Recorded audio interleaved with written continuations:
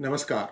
Today is the 28th of May 2021 and welcome to Daily Global Insight with Sree and Sree. Let us jump straight to United States news and welcome Sridharji, and we are going to start with the news item of Mitch McConnell urging Senate Republicans to vote against Jan 6th commission chair. Good morning to everybody. Welcome on this wonderful, Friday morning on the eve of the Memorial Day weekend. We look forward to an exciting event again. Today there's plenty of news to cover. Yes, McConnell believes that the McConnell and vast majority of the Republicans believe that the January 6th commission is just a political ploy set up by the Democrats. Even in the House, had very modest support. There's only 3 Republicans within in the Senate who seem to have any inclination. It has to pass the filibuster, and basically it's an eyewash which is set up just to make sure that it has a political scoring points against the Republicans. So they're going to outrightly reject this. And Senate GOP proposes a $928 billion infrastructure package as White House talks stall. So on the one side, the Democrats are sitting at 2 trillion, sir, or is it more than that? And on the other side, GOP sitting at 928 billion. What are your thoughts, sir?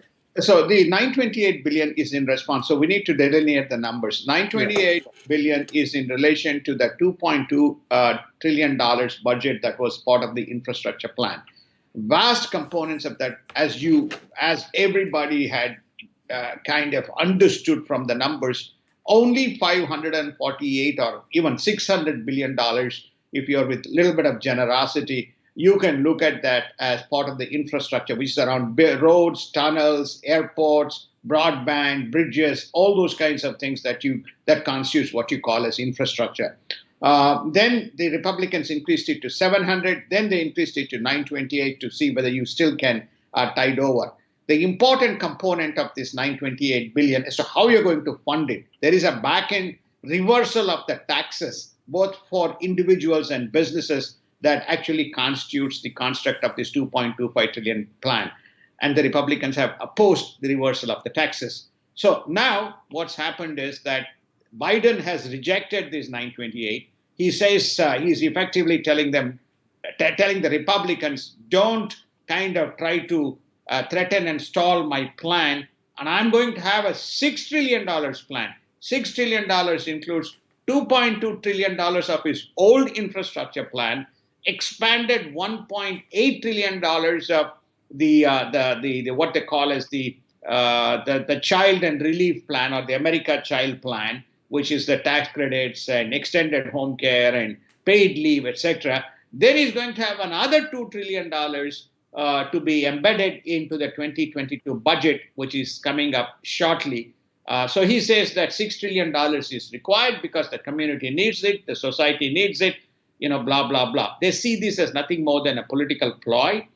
An independent poll conducted with both Democrats and Republicans in the polling panel by Fox News says that 33% of the people only accept this big spending plan, and they cite the 2009 Jobs Act, which resulted in humongous failure, which vast number of people not receiving the benefit. So therefore, you're going to see this being rammed through without any support from the Republicans.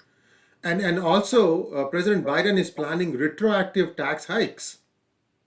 Yes. So in other words, it's not only we discussed at length the tax components.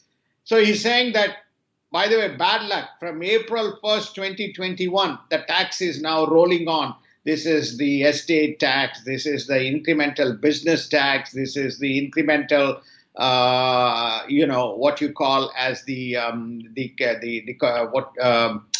short-term to medium-term capital gains. All these taxes, there are increases. So he says that this is all coming in retroactive from April 1st. One of the days, not today, one of the days, we will break out, as we did before the President Trump's expanded plan. We'll give you the expanded numbers. These numbers are still settling down. So we'll give the 2022 budget as we gave the 2021, plus what these components of these numbers are. And Yellen pitches for 13 billion IRS hike to take on tax cheats. Senate Democrats try to ram through bill to strip tax credits for oil and natural gas companies. So on the one side, they want to promote climate change, green energy. On the other side, they're also trying to strip tax credits for ONGC, sir. Yes, they are. Russian Gazprom is essential for EU. It impacts the lives of the EU. Whereas in United States, you apply ban and you take away the tax credits. So in the process, that the United States people can suffer the consequences as it happened during the colonial pipeline shutdown. This is the dichotomy of Biden's policy and the Democrats' policy. And the Department of Homeland Security orders pipeline operators to comply with new cyber security measures. What are these, sir? Just to fortify so that they don't get hacked again and then pay ransom in bitcoins? Well, I think that is the plan is still not officially published but communicated, which is for people to enhance more security parameters and more encryption, and also to have cyber experts within their team to make sure that there is these things are stress tested without holding the country to ransom, without holding the companies to ransom. So these are the new cybersecurity measures that is contemplated as part of the DHS program. But again, once again, as the clear details are spelled out, we will share it with our all our viewers. And white farmers and ranchers oppose the 120% of outstanding balances loan as race-based loan program. So we have touched upon this in a previous episode. What are your thoughts, sir? Where do you think this is heading? So what's happened is these programs were introduced, and in the process, when in the red states, when the farmers applied for the loan, they found themselves being denied. So there was no formal response from the white farmers and ranchers.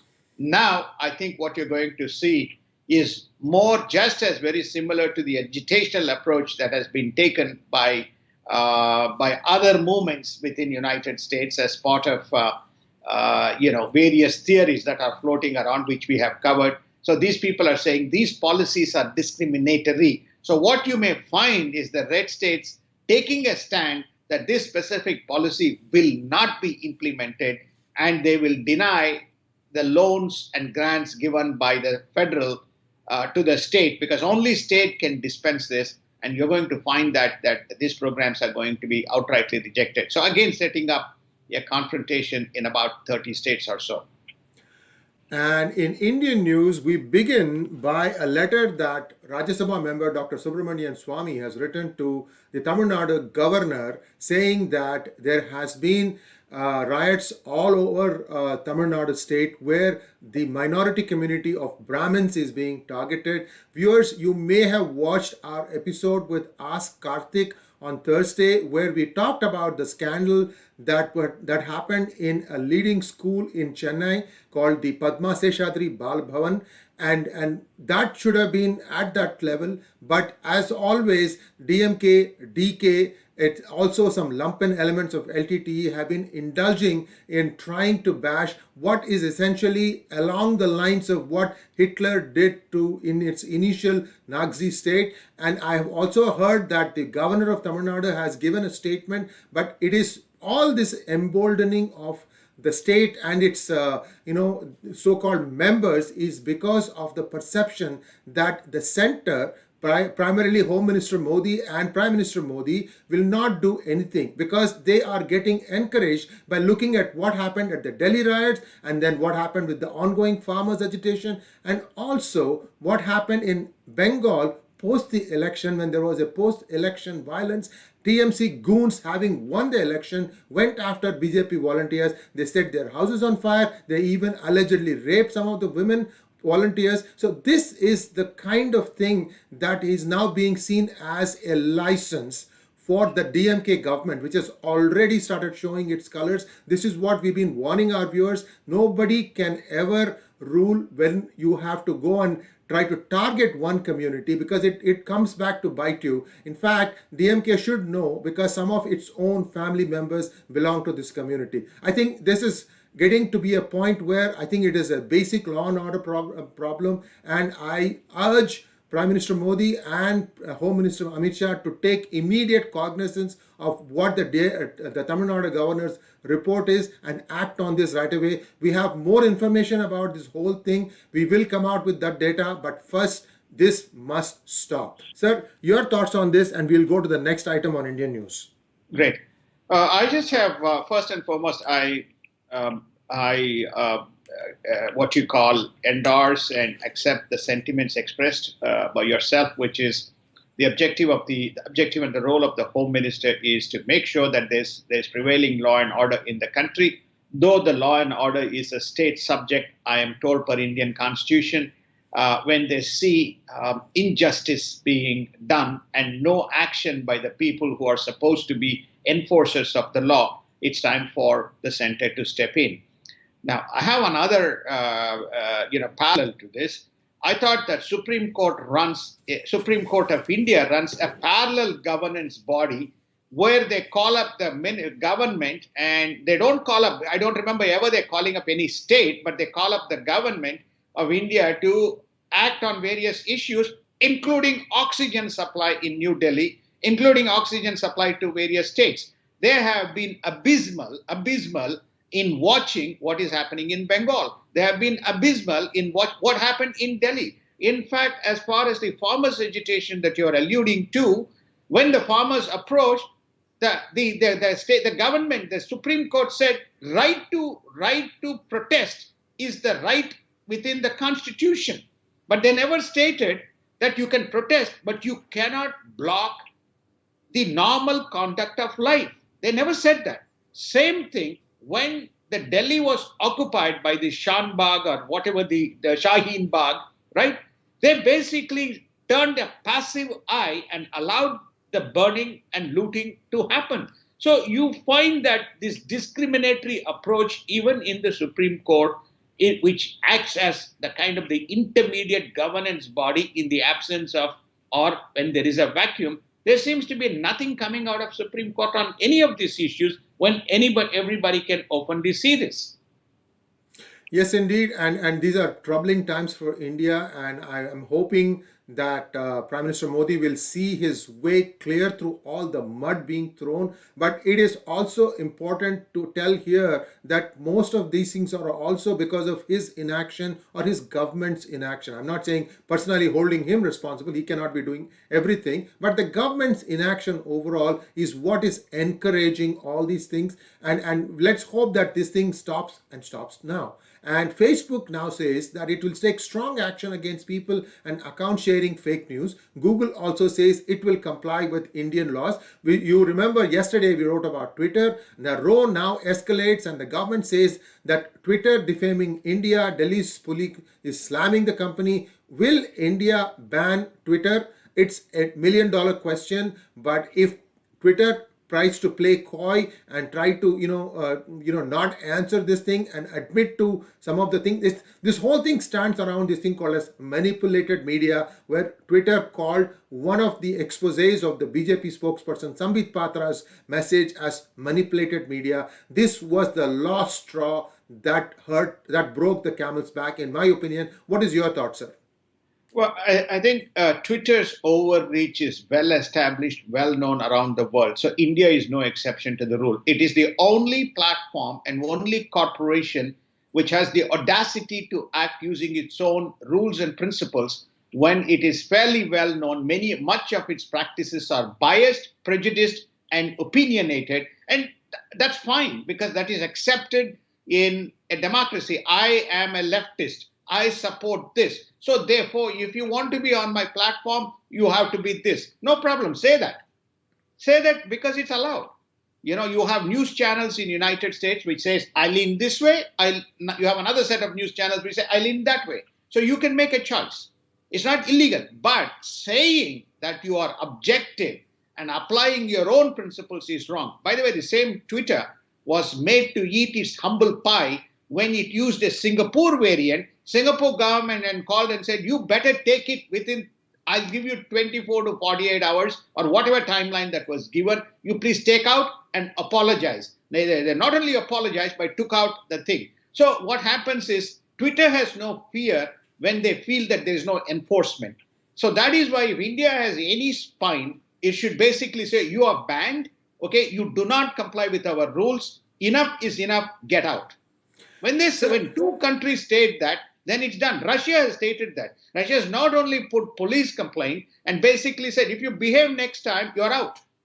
If you don't behave, yeah. China banned. China has got Google banned, Twitter banned, Facebook banned. Everything that you can think of is a ban. Is the largest bilateral trading partner of United States. Why? Because United States has very compromised economic interest where it is able to tolerate. And the tech platforms is fairly well established, has very collaborative and collusive approach, notwithstanding the fact this dealing with this ignominy of their bans. Facebook has the largest WhatsApp customer base in India. Okay, largest. Sir, what can I say? I mean, the last time or the time before that, when Jack visited India, some people came to meet him and thrust a card in his hand, and he holds standing that without understanding what he was holding. It said ban Brahminical patriarchy. Do you think that Twitter is going to change its ways? This person is ignorant. He needs to understand that he is being exploited. At least now, for God's sake, wake up and smell the coffee and do the right thing. Otherwise, you're going to be banned out of India. And this is all Twitter's fault, in my opinion. They need to have more moderation. We are also happy that they're allowing us to beam this thing live on your channel. Thank you very much. To that extent, you are tolerant. But all we are trying to say is take a centrist approach. You are a social media platform. You shouldn't be taking sides. Modi government may set new panel for cryptocurrency. Now, this is something that India does very, very slowly. I think India's hand is being forced because perhaps the United States also is thinking along the same lines. Your thoughts, sir? Well, I think the view is that in India follows generally the framework of either UK or United States. The fact that US is now taking an active interest and want to have publish a white paper shortly, probably next quarter or around sometime around July, they want to publish a paper, on a dollar-denominated crypto, and that means very soon Britain will be publishing a paper around this. So India is waking up. Oh my God, I can't I can't be in the yesterday's world. I got to think about what tomorrow's world is. And it's also gaining some credence and momentum when China announced that we're not going to accept other digital currencies. So I think it is both political and economic context. It seems to be gaining credibility. So I think India is making the right move to say, at least what should be the policy and how do we approach it, rather than saying everything is wrong. And Paytm sets 3 billion IPO in what would be India's largest debut, timing estimated to be around Diwali. Paytm is one of the largest online payment systems that took off after the demonetization. They have done extremely well. Sir, your thoughts on how this is going to play out? Looking at all the IPOs that has come out in the payment space, PayPal is a very good example. Looking at all the, and then the Baidu and the Chinese versions of the e-commerce platforms under Jack Ma. When you look at all the IPOs and the critical mass of users plus the number of transactions that are happening in the digital, it fairly augurs well for Paytm's IPO to be a successful. It's a fintech IPO. It's probably the first fintech IPO in India. And I think we touched on it. We may have very soon a fireside discussion around the evolving startup ecosystem and 52 icons and the market being around $288 billion and very soon expected to be 1 trillion. This is not my view. This is the view of an Indian expert who knows this startup ecosystem much better than myself. So Paytm, as you rightly attributed, Sree, I think is fairly well positioned to be a successful IPO. Indian government mulls delaying PLI scheme for mobile phone manufacturing to fiscal year 22 to provide for COVID hit manufacturers? We know the disruptions that COVID wave, first one and the second one, has caused, which has kind of probably slowed down the momentum for setting up manufacturing plant, because manufacturing plant involves a lot of logistics, and maybe that is the reason why the government is mulling over delaying the scheme. Sir, what are your thoughts? Do you think that would perhaps take a hit on the GDP of India? But overall, I think the COVID now is getting under control. I think India needs to adjust to the new normal, in my opinion. What are your thoughts, sir? My thoughts are, I think, the delaying of this program and accommodating, because there are capital triggers, I am told, under the PLI, because it is a program-linked investment on the capitalization. So therefore, I think I'm told that the Samsung is the only one, because they already have an established infrastructure within the country, where some of the other players like Foxconn and so on need to have. I think even Foxconn has a footprint, but there's at least 3 or 4 other people who need to acquire land, construction, and so on and so forth. And that probably is not feasible under the present circumstances. So they're saying that don't stop the program, but defer the program till financial year 2022. So that'll help us to meet the guidelines that is established to avail the capital and the tax benefits. So I think which is fair. And sir, with your permission, I'll put up a chart of where things stand as far as COVID is concerned in India. And you have the chart with you, sir. You can go over. Now it is up there. You can take a look at it. Yes, sir. I think India continues to make progress. I think we have covered enough data. There's more than 200 million vaccine doses that's been given. You can see there on given day, some days the ramp up is close to 3 million vaccines in a given day. Some days it is 1 million, but the ramp up is fairly visible. 3 million vaccines in a day, or 2.9 million vaccines in a day, which is reflected in the rightmost corner on the purple side, is a pretty good number. Also, the other number that one needs to look at is the differential between the people who are getting discharged versus the new cases. That's in the positive territory or the negative territory. In other words, 76,000 in this instance, but there are days when it is close to 100, greater than 100,000 people coming off the active list. The active list, which was once upon a time, more recently was close to 4 million, is now around 2.34 million. So augurs well, but the tragedy is quite enormous when you listen to a number of stories that's occurred. But the fact is that despite all the hiccups and difficulties, Indian community or Indian people seems to have responded and managed. So this is a positive. There is a positive light at the end of the tunnel to get out of this most complicated and most venomous wave 2. And sir, I also have a chart that shows the India's foreign exchange reserves, which have been growing showing an upward trend, and this captures it from 2012. So you have that chart. Perhaps you can speak to it as to how impressive the foreign exchange reserves have grown under the Modi administration. Right. In simple terms, that when you take a look between 2014 to 2020 or 21, India has doubled its foreign exchange reserves. It's moved from $300 billion to $600 billion. This is number one. At close to 600, which is about $590 billion. It's now net positive by virtue of all the debt that it holds, FX, foreign exchange, foreign currency debt, as well as the public debt it holds, or private debt it holds. So it's net positive by close to 45 billion. So in other words, that it has very positive reserves in its currency. Historically, whenever money was needed, India used to take its gold reserves, pledge it to some central banks, and bring foreign exchange in to meet its import obligations. This is now a very positive news in terms of not only sentiments, but how the reserves have been managed by Modi government.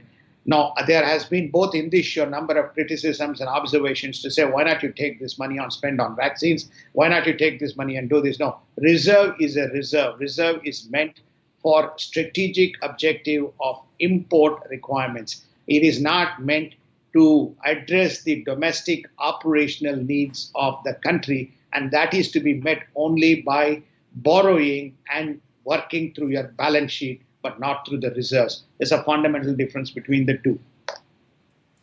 And we now cast an eye on global news. China cover-up hampering investigation into COVID origin according to top US general. Fox News also reporting that there is growing evidence of a COVID cover-up. Sir, this is major. Finally, we have been saying this on DGI pretty consistently for a long time now. Finally, the mainstream media is also beginning to acknowledge that there is more than what meets the eye as far as the origins of COVID is concerned. Indeed. I think one of the most important pieces of uh, evidence or justification came when Dr. Fauci said, yes, we were involved in the research, we were part of it. It would have been irresponsible for us not to have been part of this research, but we never allocated capital for gainful purposes, which made the Republicans go irate and said, what do you mean by gainful access? And what do you mean by you had access, you were, United States was part of it? If it was, then how it was not revealed? And we have been hammering away at you as to what is it that you know about this if you had access to this information. Now, there is a several set of videos and several pieces of news that is floating around, and which basically will tell you that even United States was aware of the weaponization program that was being conceived between this Wuhan Virus Lab, Virology Institute, WVI, and the PLA. So I think more to come out, but what is happening is it's becoming now a public issue. What is it that we were aware of and why this information has been stalled? And we covered it a couple of days ago. Biden administration stalled it. Now they have asked, okay, re-establish. The WHO investigation was a complete hogwash, and the Chinese manipulated and managed it and suppressed all critical information.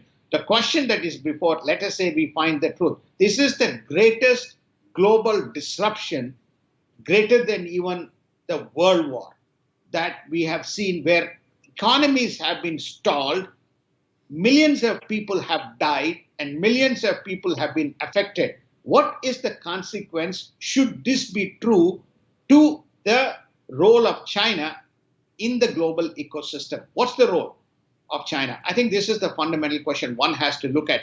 Right now, China has got away with every act that it has committed, be it human rights, be it pandemic, be it encroaching into the territories of the people, etc., etc. So I think it's a much more to come out on this COVID investigation. And the United States State Department slams China for clamping on the human rights of Hong Kong. Wow, many months late. And also, viewers, please go back on timeline and look at what China did before the November 4th of 2020, when Trump was very much in control, and after November 4th. There is a clear message there, and I think as an American, everybody needs to understand that this is a basic decency, that the residents of Hong Kong deserve better than how our response has been. I'm still happy that there has been some response from the State Department. Sir, your thoughts, what is going to happen? How is it going to play out? Now Hong Kong is literally gone, isn't it? It's gone. It's over. It's too late. It's over, and it's over and done and dusted. So, and we have a very, what I call, meek administration. The fact that the State Department is now talking when all the human rights have been, when basic democratic norms that was prevalent in the Legislative Council has been bypassed. Now you got to get police verification. You got to be certified. You got somebody from mainland China even to contest, and everybody is now mandated to wave the China flag and say, you know, Xi Jinping, rah, rah, rah, for you to be sitting in the council. So I think it's just a what I call an eye wash, and for the State Department to wake up and make the statement this late just shows the ineptness of where the United States is. And the United States restructures supply chains with Korea and Taiwan to decouple from China. And China is now supplying Iran and North Korea with dangerous nuclear technology. Ergo, there's your next hotspot brewing. And so this behavior of China, what is it going to take to stop them from doing all this saber rattling and all this poking its nose around, sir? What are your thoughts? So there's no saber rattling. They're basically saying, I am the superpower. United States has surrendered. Biden is incompetent. He will not do anything. Okay, he will not. We will see in one more news item. He will not do anything. They didn't do anything. This looks like the repeat of Biden-Obama administration. They didn't do anything 2008 to 2016. I have repeatedly asserted and mentioned this. This is the time when Spratly Islands came up. South China Sea was taken away. More and more assertive status was established. International Court of Justice ruling against Philippines, ruling in favor of Philippines was violated by China. Indo-Pacific sanctions, no-fly zones across the Pacific was established. What did Obama do? He said planes can fly, but they have to comply with the Chinese rules. This is to the commercial. Then he sent bombers unarmed. Chinese laughed. So they know this particular administration is not going to do anything. So what do? They do a bilateral deal with Iran, $400 billion, 10-year, when you have sanctions prevalent. They give them nuclear technology. They give access to infrastructure. And they are basically going to be supportive right in the middle when EU and United States is trying to negotiate sanctions and make them comply with the restrictions on enrichment of uranium. So what it tells you is that China is saying, try and do what you can. I am the boss. That's effectively what China is staking its position as. Well, the next news item is even more interesting. Egypt invites Israel, Hamas, and Palestinian Authority for long-term truce. Perhaps Egypt can set an example by ceding some of its desert land to Palestinians to form their own country there, and let all the people who want to move there. Why not? Well, there are two things here. I think you brought up a very interesting proposal, which probably, I don't know, if Palestinians must accept, and maybe they can even give land to Hamas and part of the desert and the Sinai desert, and move things forward. But I think more important issue is this is another abject failure of United States, because United States historically has been the mediator in the Palestinian-Israel, and they have supported Israel cause in many ways, because it's a small little place which is with so many issues and so much of threat for its existence. But this is a very big concession, saying that United States is totally incompetent, the present administration, to manage the affairs, and for Egypt to step in. Kudos to Egypt that it's inviting, very interestingly, Hamas and Palestinian Authority. So do we have now two groups with whom world will be negotiating? It looks that way. And US tells Russia it will not rejoin Open Skies Arms Control Pact, and the USS Reagan is leaving for Asia to help with Afghan troops withdrawal. So that is also going on now. So that can't be good news, sir, that US is also withdrawing from Afghanistan, leaving one more place open for China to occupy. Yes, August, September last year, again, if you go back to DGI, you will find that we said two specific carriers were sent by President Trump, Nimitz and Reagan, to act as a deterrent, and Reagan was sent from the Middle East to cover the South China Seas, but also to protect and to have a watching brief on Taiwan. The fact that they are moving Reagan out of that place is a reflection that, again, US is trying to wash off its hands. The question is, Afghan troops withdrawal is important, but it begs the question, is it far more important, relevant to what is happening around that specific region, Indo-Pacific, Taiwan, the Senkaku, Japan, the South China Sea issues? It begs that specific question. So therefore, it's another foreign policy issue. And it also raises questions, who is actually running the White House? Is it the surrogates, or is it the proxies of Obama who are running White House, or is it Mr. Biden running the White House? There's some fundamental questions that are, propping at when you look at some of these decisions coming out. So all these indications were there when a certain congresswoman from Minnesota said 9/11 was some people did something. This is the kind of whitewashing that should have been roundly condemned by the iron lady in double quotes, and she didn't do that. And somehow GOP did not fully exploit this outrageous statement that a said congresswoman made, and that person continues to keep making noise. So India and the United States and Afghanistan, all these people, now you can sit back and watch what happens when you have people with this kind of a caliber representing you. I'm just saying this for everybody. I also come up with examples for people, politicians in India too, who do the same thing. Anyway, let's go on to the next topic, sir, which is markets. Dow Jones 158 points after jobless claims improved to a new pandemic low. So looks like people are returning to work now. What are your thoughts, sir?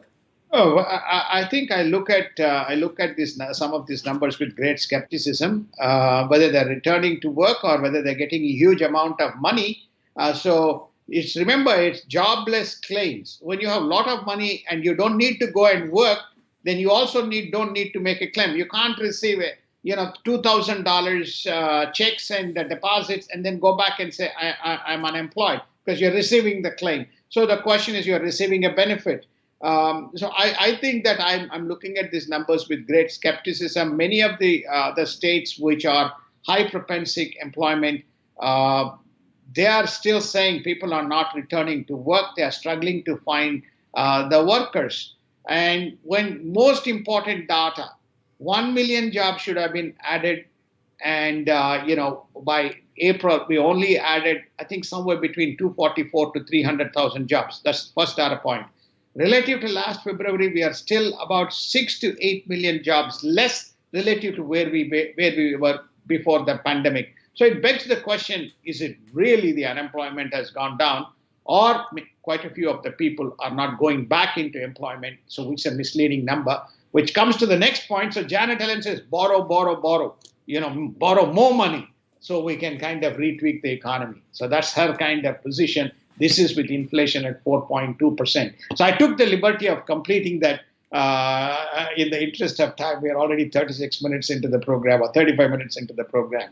Yes, indeed. And Sridharji, please finish your thought, and I'll have something to add. No, I think that it is really. I mean, I've never seen anything like this in United States in quite a few decades, even during very difficult periods of crises that we have gone through. But it's quite astonishing as to what the long-term, medium to long-term, forget the debt. As someone said, we'll not be alive to pay off the debt. But what it does to the balance sheet by virtue of interest costs and the growing kind of gap between the revenues and expenses, you can only meet so much of the revenue grows only by 4 to 6%. And we have given all these numbers to you, and what constitutes the revenue receipts, as they say, or revenues within the US balance sheet. This doesn't augur very well in terms of the overall economic management.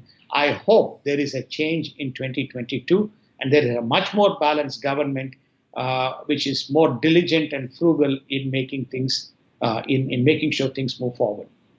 Yes, and we already told you that Biden is a president in name only. Now we are also seeing that Janet Yellen is a Treasury Secretary in name only. Tino.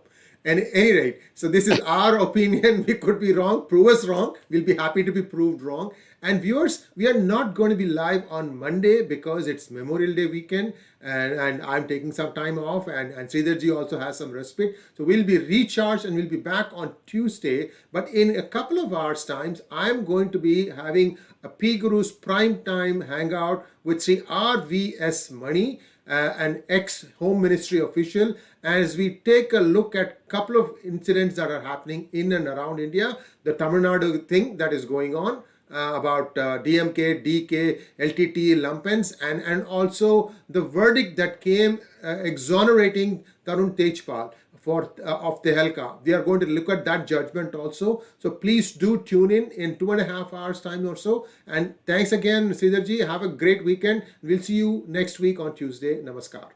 Namaskar, and have a long, wonderful weekend and much needed rest for you, Sree. And you have been working non-stop, and at least I come for one session and your sessions go on, 3 sessions, 4 sessions in a day. I think you much needed rest. 7 days a week. You keep on working and lots of things. You're not just television, books and so on. So well-deserved rest, and we're all happy to see you all back. And happy Memorial Day to everybody. Thank you, sir, and namaskar.